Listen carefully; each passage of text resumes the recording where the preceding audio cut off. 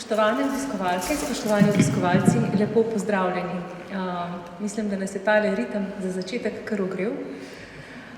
Upam, da bo nadaljevanje tudi tako toplo, kljub temu, da so zunaj danes res prave zimske pravljične razmere. Slovenski etnografski muzej se že vrsto let vključuje v evropske projekte, ki ponujajo vedno nove možnosti umeščanja naših izkušenj in praks v evropski prostor. Pri tem izpostavljamo svoje specifike in v skladu z njimi širimo svoje vsebinsko in metodološko delovanje. Zlasti na področju obravnave zunaj evropskih zbirk se SEM z vključenostjo v evropske projekte vpenja v aktualne razprave na tem področju, ki evropske muzeje med drugim usmerjajo od skupne skrbi za dediščino z izvornimi skupnostmi do vračanja njihovih predmetov in se dotikajo perečih tematik, kot na primer rasizem in kolonializem.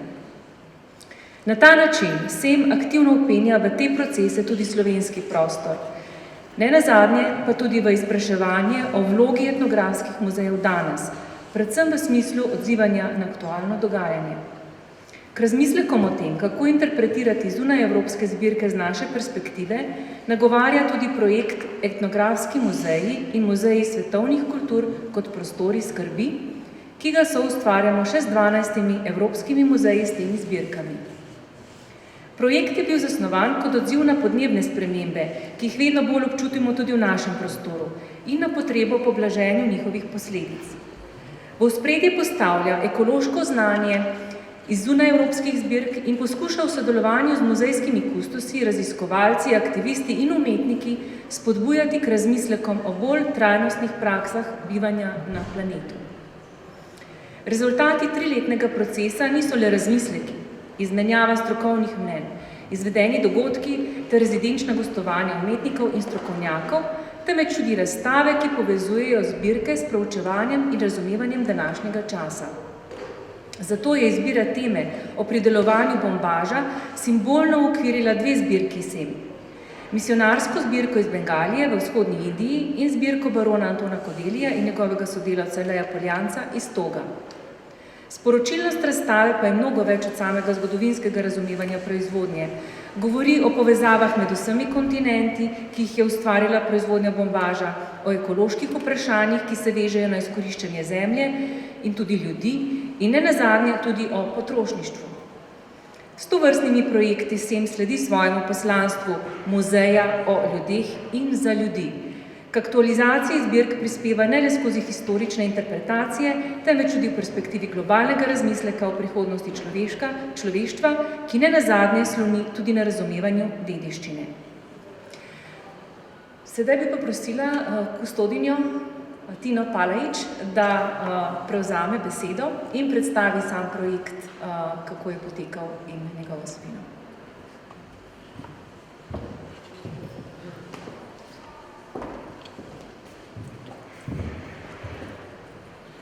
Spoštovane, spoštovani, prav lepo pozdravljeni tudi v mojem imenu. Gospa Natalija Polenec, direktorica Slovenskega etnografskega muzeja, hvala za te uvodne besede. Za res prijetno odprtje moram se pridružiti vašim besedam. Glasbeno odprtje se zahvaljujem tudi našemu glasbeniku iz Burkine Faso, gospodu Mamoru.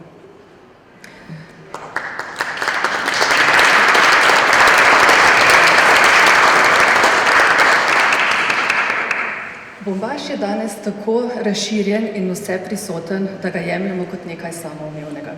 Iz njega so izdelana naša oblečila in tkanine, ki so pravzaprav ves čas okoli nas.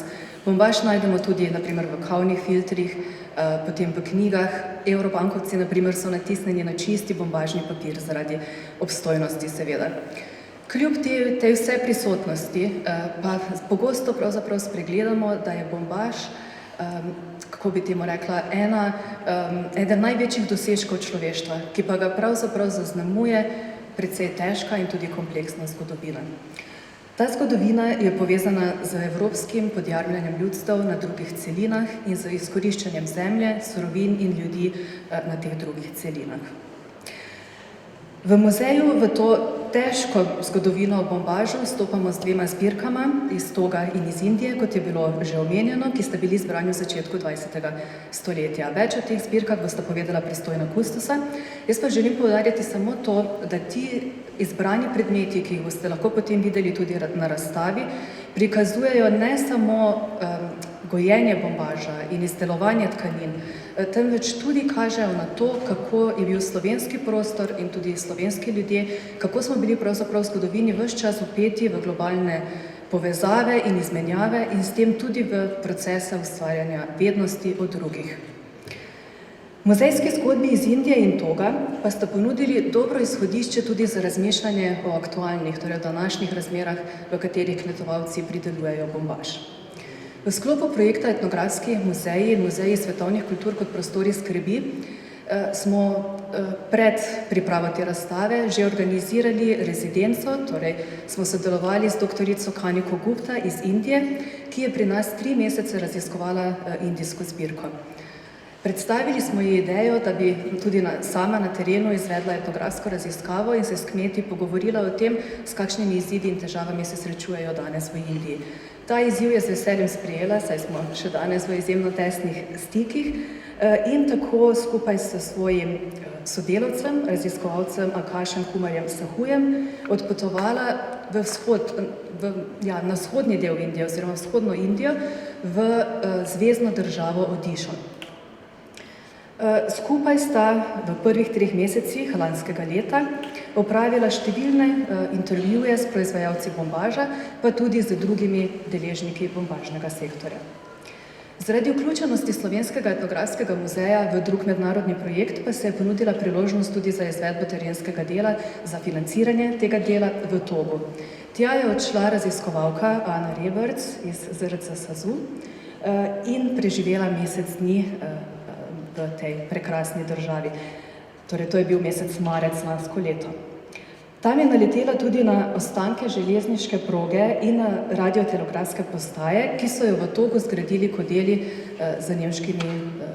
njegovi nemški sodelavci. O tem boste slišali več nekoliko kasneje. Torej, v tem času, ki ga je preživela v Togu, je potovala po državi, Ana Reberc, obiskala številne kraje, številne ljudi, se z njimi pogovorila in prav tako kot doktorica Kanika Gupta identificirala najrazličnejše izzive, s katerimi se kmetovalci srečujejo, hkrati pa tudi strategije, s katerimi poskušajo te težave, te probleme premagovati. To lahko na razstavi vidite v 2 videoposnetkih, tako da pravzaprav imate možnost slišati in tudi videti ljudi, ki danes za nas pridelujejo bombaž. Z razstavo pa se naše delo ne končuje. To tematiko bi radi še poglobili, zato smo na spletni strani Slovenskega etnografskega muzeja vzpostavili podstran, ki smo jo poimenovali Vozlišče vsebin ob razstavi.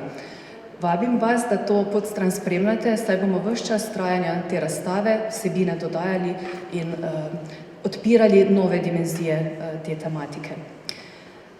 Bogat pa bo tudi spremljevalni program, ki bo poleg vodstev z seveda kustosi razstave in gostjama pravzaprav, vključeval še okrogli mizi z domačimi in mednarodnimi govorci, pa tudi projekcijo filmov, ki se povezujejo s tematiko bombaža. Mislim, da sem povedala kar veliko. Videli bomo vse te vsebine, ki sem jih opisala na razstavi. Zdaj bi pa rada ta svoj kratki nagovor zaključila z iskreno zahvalo vsem, s katerimi smo skupaj soustvarjali to razstavo in nekako vzpostavili prostor, v katerem bomo lahko o tej tematiki razmišljali še naprej. Razmišljali ne samo o tej zgodovini, ki je res izjemno težka in pereča, ampak tudi morda o naši vlogi danes, torej kaj lahko danes naredimo sami, da pripomoremo k spremembam na tem področju. Najlepša hvala.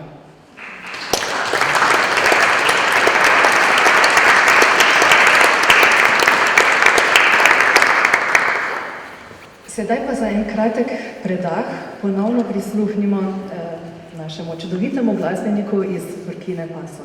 Amuro, prosim, izvolite.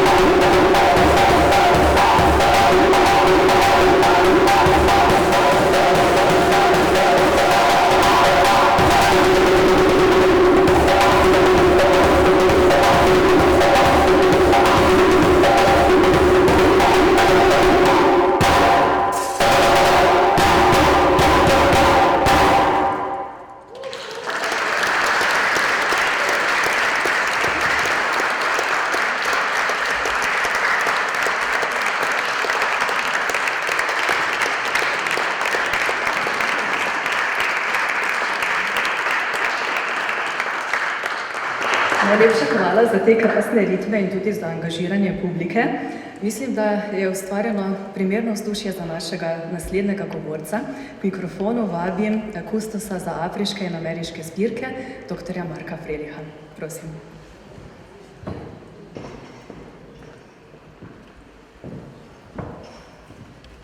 Vsem skupaj lep pozdrav. Mislim, da bi bil Anton Kodeli, znani Ljubljančan, predvsem pa njegov kolega Leo Poljanec. Oba bi bila zelo ponosna na današnji večer, predvsem pa Leo Poljanec, ki spremljal Kodelija na njegovi poti v Togo, je veliko pozornost namenil tudi glasbi in na več mestih omenja tudi plese iz spremljavi z bobni in predvsem je naredil kar nekaj lepih fotografij teh plesnih skupin in predvsem spremljave z bobni, tako da bi tudi za našega glasbenika bila ta dokumentacija zelo zanimiva, ker je res vse zadnje nekaj unikatnega v našem prostoru, predvsem ima tudi zavidljivo starost, več kot 100 let stari posnetki so to. Namreč leta 1911 je znani Ljubljančan baron Anton Kodeli dobil iz nemškega podjetja Telefunken povabilo v Togo, v Afriko, da bi tam pomagal rešiti en zahteven tehnični podvig, ki si ga zamislila takratna nemška vlada oziroma nemška kolonija Togoland. Namreč hoteli so vzpostaviti brezžično komunikacijo med Afriko in Evropo. No, Kodeli je zastavil z ekipo inženirjev iz Nemčije precej veliko potezen projekt, ki se je dobro iztekel. Tik pred začetkom prve vojne, leta 1914, so uspeli ogromno postajo postaviti, ta brezžična komunikacija stekla med Berlinom in Togom, potem se po Evropi začne svetovna vojna, ki se prenese tudi v Afriko in to, kar so gradili več let, so potem v nekaj urah s dinamitom porušili total. Nič več dejansko se danes ne vidi, nekaj teh strojev je še ohranjenih, mislim, generatorji, parni kotli in tako naprej. No, ampak ohranjena je pa druga dediščina obeh akterjev, tako Kodelija kot Poljanca, in ta dediščina v našem muzeju. Gre za izjemno fotografsko gradivo, najbogatejše fotografsko gradivo v tem velikem nemškem projektu, namreč Nemci tega gradiva nimajo, večinoma je bilo to vse uničeno potem še v drugi vojni, no, medtem ko pri nas je na srečo vse to ohranjeno. V zvezi z našo razstavo bi opozoril predvsem na seveda lepe predmete, gre za 3 lepe kose oblačil, ki jih je prinesel Leo Poljanec s sabo nazaj v domovino. On je organiziral tudi javna predavanja in zgleda, da te predmete tudi kazal na predavanjih. tako nekako lahko sklepamo. Drugo, kar bi pa opozoril, ko boste na razstavi, si oglejte res zanimiv, sicer kratek izsek, 5 minut dolg izsek iz dokumentarnega filma, prvotnega naslova V nemškem Sudanu. To je dokumentarec, ki ga je snemal nemški snemalec, režiser Hans Schomburg. Celoten projekt izdelave tega filma namreč gre za potovanje po severnem delu Toga in snemanje različnih obrti, ki so takrat obstajale v Togu. Vse to je pa financiral Anton Kodeli. On je bil dejansko glavni financer, no in mogoče samo dodam, da so mimogrede posneli potem še neki igrani film s naslovom Bela boginja iz Vangore. To je pa po vseh verih zgleda prvi igrani film v Afriki. Ta drugi film je žal izginil, še vedno ni nobenih sledov, o njem imamo samo fotografije, no, ampak pomembno pa je, da je ostal ohranjen ta dokumentarec, več kot 1 uro dolg dokumentarni film o Severnem Togu, no in tam je zelo dolg kader, ki posname, ki prikazuje obiranje bombaža in potem vse različne tehnike, tkalske tehnike in predvsem na koncu tudi prodajanje bombažnih izdelkov na trgu. Tako da je res zelo sistematično prikazano po različnih sklopih in sem vesel, da imamo to tudi na projekciji, na razstavi, namreč film je ohranjen v Berlinu, v filmskem arhivu in smo pač pridobili pravice, da lahko pokažemo tudi to na naši razstavi. Tako da Leo Poljanec in Anton Kodeli sta za nas zelo pomembna, ker imata zbirko, afriško zbirko iz obdobja iz začetka tega 20. stoletja in ta zbirka, kot sem rekel, je predvsem dragocena po materialni kulturi, potem imamo to filmsko dokumentacijo in tisto, kar je za nas pa nekaj izjemnega, bogat fotografski arhiv. Pred leti smo naredili razstavo Togo album, pa tudi na več mestih smo ta arhiv že predstavili, imamo pa namen tudi celoti zadevo digitalizirati, namreč del tega arhiva je shranjen tudi v Nuku in tam so večino gradiva že digitalizirali, mi ga pa tudi pripravljamo za spletno stran na našem muzeju, tako da verjetno že v naši 100-letnici, ki jo letos praznujemo, bo ta arhiv tudi celoti prikazan, vključno z predstavitvijo razstave, ki jo danes odpiramo. Hvala.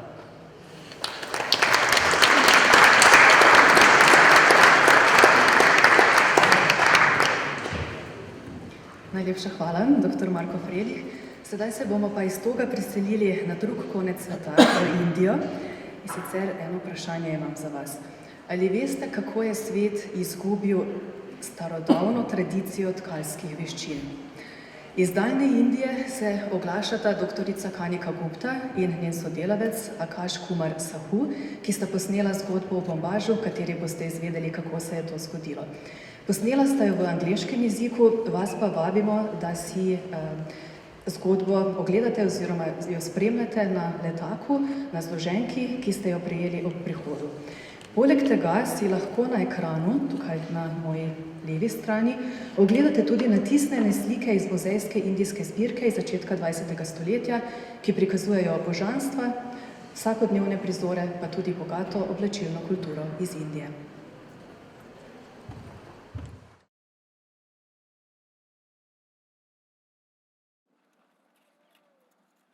Once upon a time, there was a family of 4 sisters.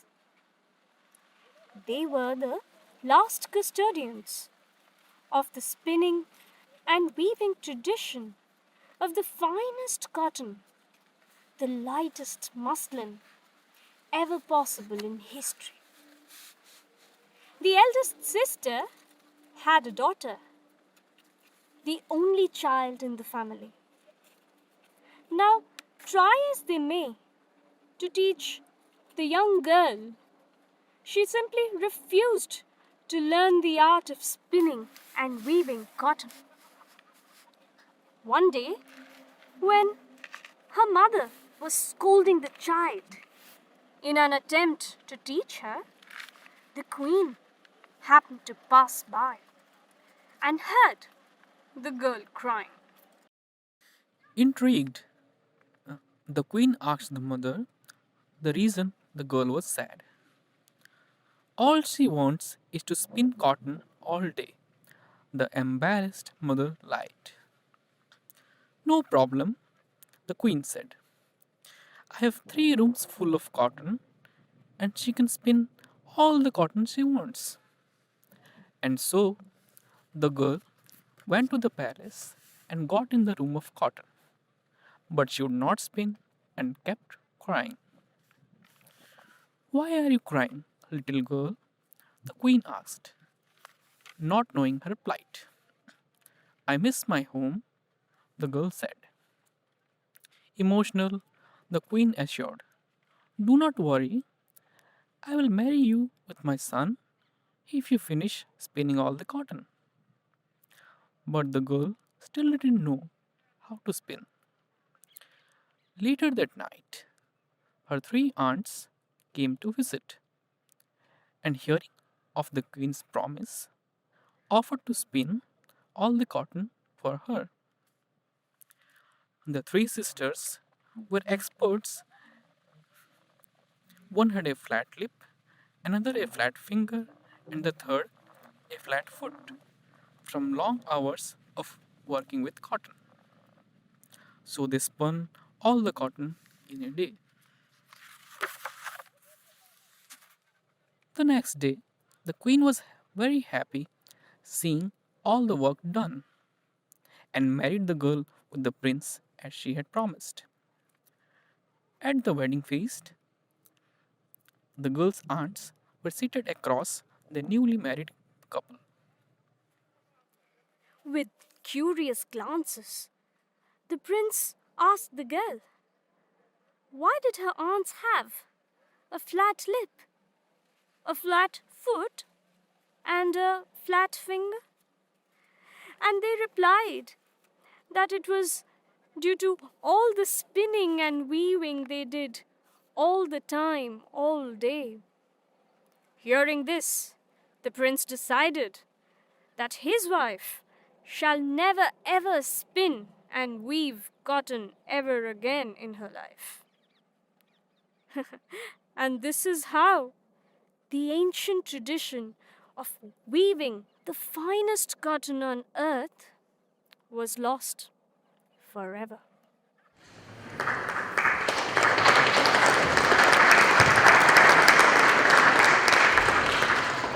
Kanika Gupta in Akash Kumar Sahu sta nas popeljala v Indijo in sedaj tudi vabim našega kustosa za zbirke iz Azije, Avstralije in Oceanije, da se mi pridruži tukaj na odru, magistr Ralf Čeplak-Mencin. Prosim.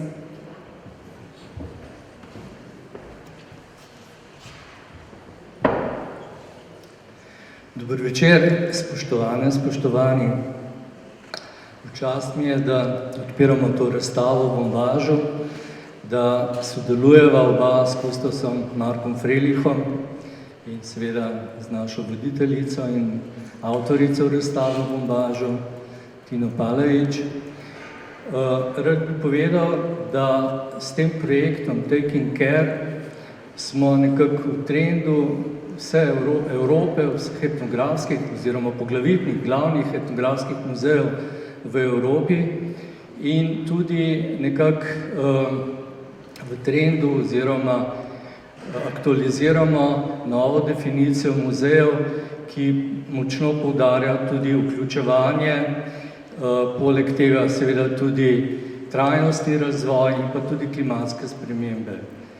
Zdaj v sami zbirki bi povedal na kratko to, da je bila zbrana v 30 letih prejšnjega stoletja.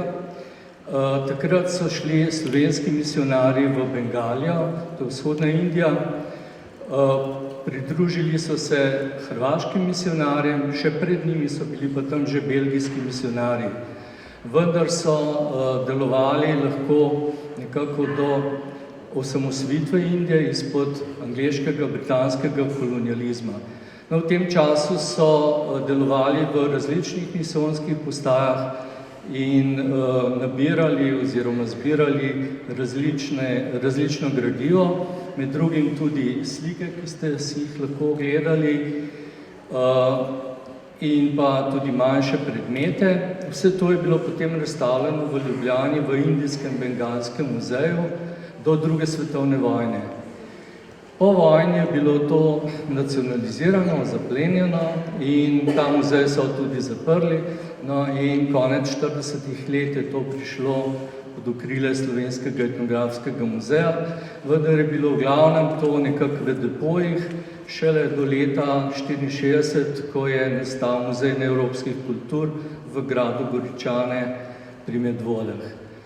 Ta muzej je deloval do leta 2001, potem pa smo preselili zbirke sem v novi Slovenski etnografski muzej, kjer imamo zdaj začasno oziroma na občasni razstavi en majčken delček razstavljeno, večina tega pa je še vedno v depojih, vendar poskušamo s temi občasnimi razstavami, kot je tudi razstava v bombažu, nekako predstaviti vse te predmete. To bi bilo to. Hvala lepa.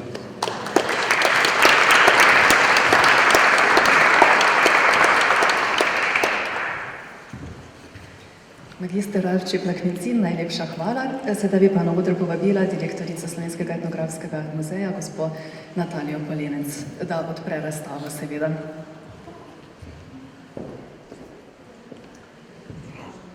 Hvala lepa. Preden bi resnično odprla za tistimi uradnimi besedami, je tako, da se vsaka stvar, ko se zaključi, je treba pogledati nazaj. Zdaj bom rekla, to je šele začetek enega obdobja, ko bo razstava na ogled.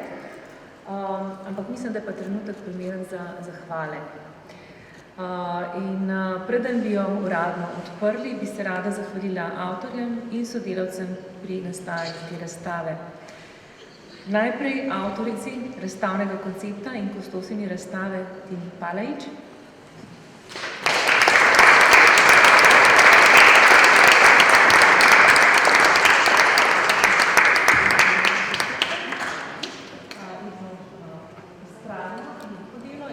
Da bombaž ostane v hiši.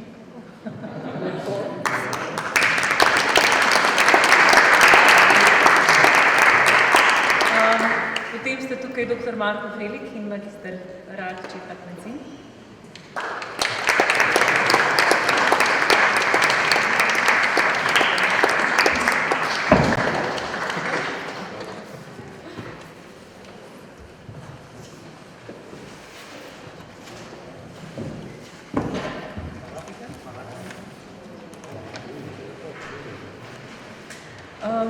Potem bi se zahvalila tudi raziskovalki bombažnega sektorja v Togu, Ani Rebec, RZSZU.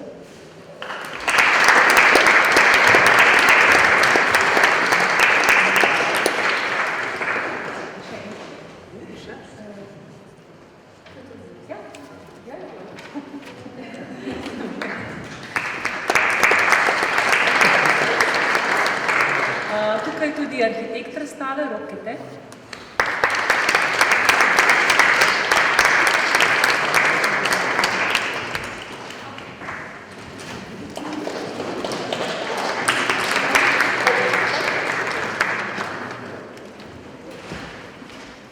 In grafična oblikovalka razstave, Melisa Cerlič.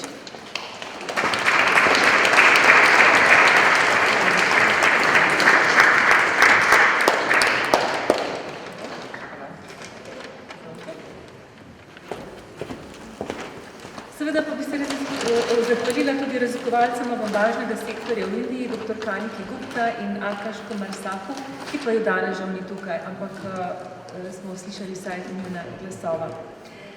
Pri pripravi razstave so sodelovali tudi fotograf Jošt Franko za fotografije iz Burkine Faso in Bangladeša, aranžerka Katja Podjetij Svetličarna Cvet d.o.o.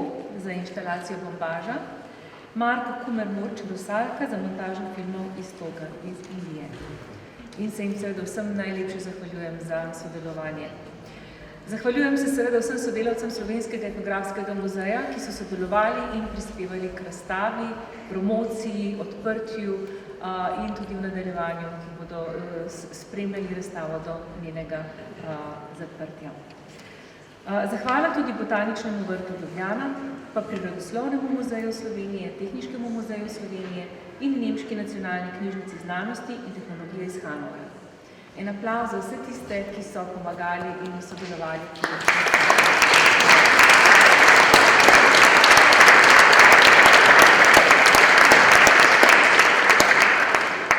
No, letos je slavnostno leto, 100. leto, odkar je Slovenski etnografski muzej samostojna inštitucija, najstarejša etnografska institucija v Sloveniji. In današnji dogodek je prvi dogodek v slovesnem letu, ko odpiramo razstavo, zato je mogoče še taka posebna priložnost, mogoče celo bolj emocionalna priložnost, verjamem, da se leto še večkrat srečamo, vsekakor pa s tem odpiram to razstavo. Hvala lepa in naslednje.